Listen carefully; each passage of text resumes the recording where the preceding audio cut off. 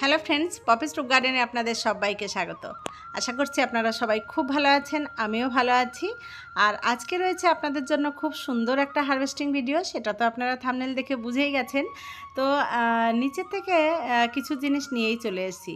এই দেখুন, যে গাছগুলো আমি নিয়ে এসেছি, আমার অনেক ভাই বোনেরাই বা অনেক বন্ধুই হয়তো এটা ব্যবহার করেন, এটা আমিও ব্যবহার করি, তবে এটা কোনো খাবার জিনিস নয়। তো এটা দিয়ে আমি কি করব সেটা তো অবশ্যই আপনাদের সঙ্গে শেয়ার করব। তো এগুলো আমি কোথা থেকে নিয়েছি চলুন সেখানে ঘুরিয়ে নিয়ে আসি। এই দেখুন, এটা হচ্ছে আমার নিচেই লাগানো আছে, ঘরের পাশেই। আমার ঘরের চারপাশ দিয়েই কিছু না কিছু গাছ আমি লাগিয়ে রাখি। তার মধ্যে এটা একটা গাছ, আর এটা হচ্ছে মেহেন্দির গাছ। তো মেহেন্দি পাতা আমরা ছোটোবেলায় বেটে কিন্তু হাতে লাগাতাম, আর খুব সুন্দর কালার হয় এই মেহেন্দি পাতার। আর এখন আমি এটা ব্যবহার করি আমার মাথার চুলের জন্য। তো চুলের জন্য এটা ভীষণ ভালো। আমি গত 7-8 বছর ধরে এটা ব্যবহার করছি। তো এই পাতাটার রস ব্যবহার করলে চুলের এত উপকার হয় যে, আমার ধরুন কিছু কিছু পাকা চুল আছে, তো পাকা চুলগুলো কালার হয়ে যায়। আমরা তো সাধারণত বাজার থেকে কিনে হেনা ব্যবহার করি, আর হেনাতে কিন্তু পাকা চুলগুলো লাল হয়ে যায় আস্তে আস্তে। তো সেই বাজারের প্রোডাক্ট ব্যবহার না করে আমি এই গাছ থেকে পাতা তুলে নিয়ে বেটে এটাই মাথায় লাগিয়ে দিই। একই কিন্তু কাজ হয়, এতে বরং ভালো কাজ হয়। মানে কালার তো হয়ই, আর চুলের গোড়াও শক্ত হয়, আর ভীষণ উপকারী। আমার চুলটায় আমি ব্যবহার করে যেটুকু উপকার পেয়েছি, আমি গত 7-8 বছর ধরে এটা ব্যবহার করছি। তো তার আগে একটা কথা বলে রাখি, যে এই যে আমার শিউলি গাছটা কিন্তু মরে গেছিলো, এটা আমি তুলে এই যে জলে ডুবিয়ে রেখে দিয়েছি এখানে। আর ওখান থেকে টবটা পুরো ফাঁকা করে দিয়েছি। দেখা যাক, গাছটার একটা ডাল বেঁচে আছে, তো বাঁচাতে পারবো কি না জানি না, একটু ট্রাই করছি আর কি। তবে যা অবস্থা হয়েছে দেখলাম, তাতে হয়তো বাঁচানো যাবে না। আর এর গোড়ায় কিন্তু কোনো জল জমে ছিল না যেদিন আমি টব থেকে তুলেছিলাম, একদম শুকনোই ছিল। তবুও কেন কি জানি কি হলো বুঝতে পারছি না। ওই দেখুন, একটা ডাল কিন্তু বেঁচে আছে। তো দেখা যাক বাঁচানো যায় কি না। তাই আমি একটু জলে ডুবিয়ে রেখেছি, পুরো মাটিটাকে ছাড়িয়ে দিয়ে আবার নতুন করে একটু বসিয়ে দেখব এটার কি অবস্থা। তো দেখুন, ডালগুলো কিন্তু বেশিরভাগই একদম শুকিয়ে গেছে। এদিকে দেখুন, এই যে পটগুলোতে আমি দানা ফেলেছিলাম, সেগুলো কিন্তু আমি নেট দিয়ে ঢাকা দিয়ে রেখেছি পাখির ভয়ে। পাখিতে ভোরবেলা এসে খেয়ে যাবে সেই ভয়তে নেট দিয়ে ঢাকা দেওয়া আছে। আর রোদ নেই এখন খুব একটা, আজকে আবার মেঘলা আকাশ দেখছি। তো নিম্নচাপ আবার হয়েছে, তো বৃষ্টি হতে পারে। আর বৃষ্টি হলে কিন্তু আমি এগুলোকে এবারে ভেতরে রেখে দেব, হয় সিঁড়ির ভেতরে রেখে দেব, না হলে ট্যাঙ্কির তলায় রেখে দেব। মানে বৃষ্টি পড়তে দেব না, খুব একটা নষ্ট হয়ে যায় বীজগুলো আর কি। আর আমার এক বন্ধু বলেছ যে এটা কত ইঞ্চি, এটা 14 ইঞ্চি মিশো থেকে নিয়েছিলাম, খুব বড় সাইজ নয়, ছোটোই সাইজ। আর এক বন্ধু বলেছ যে ওটার বীজ দেওয়ার পরে জল দেবে কিনা। অবশ্যই জল দেবে, জল না দিলে দানাগুলো কি করে গজাবে, একটু ভেজা তো রাখতেই হবে, তবে অতিরিক্ত নয়। আর এখানে দেখুন, একটা আনারসের মাথা আমি লাগিয়ে দিয়েছিলাম, তো সেই মাথাটা তো বড় হয়নি, কিন্তু তার গোড়া থেকে আর একটা মানে মাথা বেরিয়ে কত সুন্দর একটা চারা বেরোচ্ছে। তো ওটাকে কেটে অন্য জায়গায় দেবো কিনা আমি এখনও বুঝতে পারছি না, কি করব দেখা যাক। আর এখানে যে এক ভাই আমাকে জিজ্ঞেস করেছো যে আমি যে রসুনগুলো দিয়েছি সেগুলোর গাছ বেরিয়েছে কিনা। তো দেখো, কয়েকদিন পরে এখন দেখছি বেশ 2-1টা করে গাছ কিন্তু বেরোতে শুরু করেছে। তো দেওয়ার পরে তো খুব বৃষ্টি হয়েছিলাম, ভেবেছিলাম নষ্ট না হয়ে যায়, তো নষ্ট হয়নি ওগুলো। কিছু কিছু গাছ বেরিয়েছে। আর আবার তো শুনছি বৃষ্টি হবে, বাকিগুলোর যে কী অবস্থা হবে বুঝতে পারছি না। যাই হোক, চলুন এবারে হারভেস্টটা শুরু করি। আর এখানে দেখুন, যে ঢ্যাঁড়স গাছগুলো আমার নতুন হয়েছে, তার ঢ্যাঁড়সগুলো কিন্তু বেশ বড় বড় হয়েছে। এ গাছে কিন্তু প্রথম দেওয়া শুরু করেছে যেহেতু, আর পুরনো গাছগুলোর ঢ্যাঁড়স এবারে একটু ছোট সাইজ হয়ে গেছে। আর এই গাছগুলো বসিয়েছিলাম কিন্তু আমি একদম ডাইরেক্ট কিচেন ওয়েস্ট দিয়ে বেড তৈরি করে সঙ্গে সঙ্গে বসিয়ে দিয়েছিলাম বীজ। তো চলুন প্রথমে আজকে পুঁই শাক দিয়ে শুরু করব। এখানে পটলের বেডের মধ্যে যে একটা নতুন গাছ হয়েছিল পুঁই গাছ, গাছটা বেশ বড়সড় হয়ে গেছে, আর পাতাও হয়েছে প্রচুর। তো এই গাছটাকেই আজকে কেটে দেবো খানিকটা, তাহলে যদি আবার নতুন ব্রাঞ্চ বেরোয়। আর দেখুন গোড়ার দিকে কত বড় বড় পাতা হয়েছে। এবারে চলুন হারভেস্ট করতে করতেই কিছু কথা বলি। যেটা প্রথমেই শুরু করেছিলাম মেহেন্দি গাছের কথা, সেটা তখন শেষ করা হয়নি। তো ওই মেহেন্দি গাছের ডাল থেকেই কিন্তু চারা তৈরি হয়। আর ওর চারা তৈরি করা কোনো ব্যাপারই না, ওটা আমি গত 7-8 বছর আগের গাছ ওটা আমার। তো সেই সময় আমি কিন্তু বোলপুর থেকে একটা ডাল নিয়ে এসেছিলাম মাথায় ব্যবহার করব বলে, পাতাসহ। তো পাতাগুলোকে নিয়ে ওই সরু সরু ডালগুলোকেই আমি লাগিয়ে রেখেছিলাম, তার থেকেই গাছ হয়ে গেছে। আর ওটা প্রথম দিকে আমার ছাদেই ছিল, তো ছাদে পাতাগুলো ছোট হচ্ছিল বলে আমি ওখান থেকে তুলে নিয়ে আবার মাটিতে দিয়েছিলাম।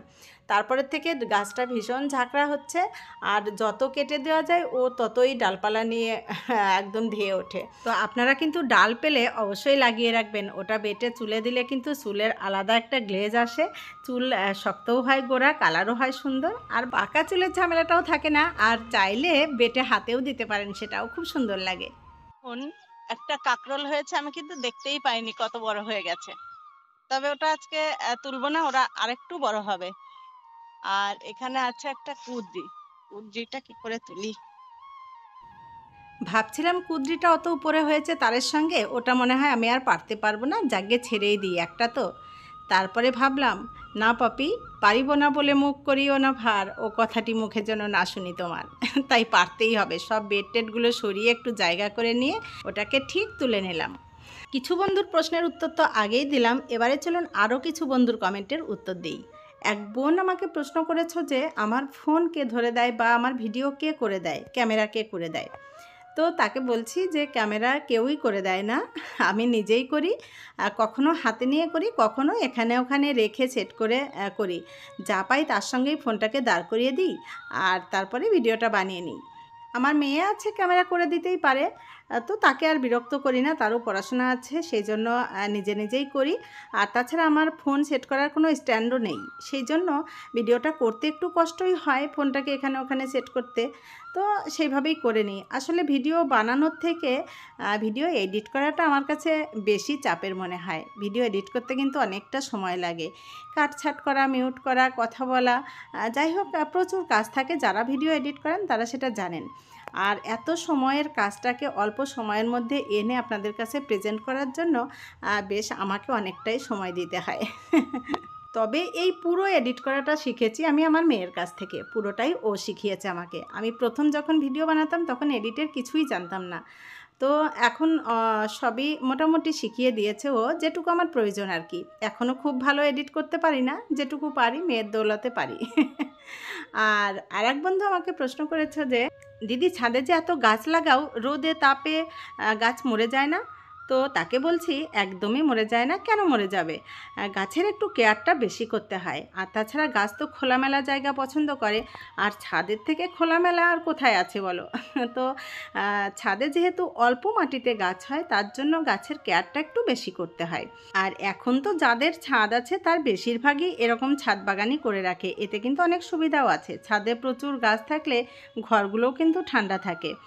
আর তাছাড়া ছাদ নষ্ট হওয়ার ভয় থাকে না, যদি গাছ একটু কেয়ার করে একটু স্ট্যান্ডের উপরে উঁচু করে রাখা যায়, ছাদটাকে পরিষ্কার রাখা যায়, ছাদও নষ্ট হয় না এতে। আর এই ছাদ বাগান থেকেই ফুল ফল সবজির অনেকটাই কিন্তু চাহিদা মিটে যায়। আর এই দেখুন, এখান থেকে আমি অনেকটা ঘ্যাটকল তুলে নিলাম। আর ঘ্যাটকলের রেসিপিটা আগেও আপনাদেরকে বলেছি, রসুন দিয়ে বাটা করলে কিন্তু দারুণ লাগে খেতে। আর এটা হচ্ছে আমার তেজপাতার গাছ। দেখুন কত সুন্দর তেজপাতা হয়েছে, গাছটা কিন্তু বেশ সুন্দর হয়েছে। আর আজকেই প্রথম আমি এর থেকে বেশ খানিকটা তেজপাতা তুলে নেব টেস্ট করার জন্য যে কেমন হলো।